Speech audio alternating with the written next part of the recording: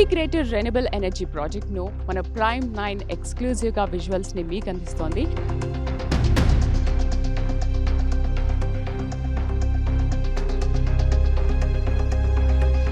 రాళ్ళు రప్పల్లో 10,000 మందికి ఉద్యోగం చూడగలిగాడు. చూస్తే నాకు చాలా ఆశ్చర్యం వేసింది. తెలంగాణ రాష్ట్ర ప్రభుత్వం కూడా పెద్ద ఎత్తున గ్రీన్ ఎనర్జీని ప్రోత్సహించాలనేటువంటి ఆలోచన కూడా చేస్తూ ఉన్నాం.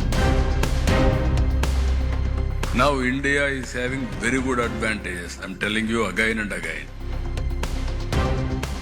Pawan Kalyan garu visited the project.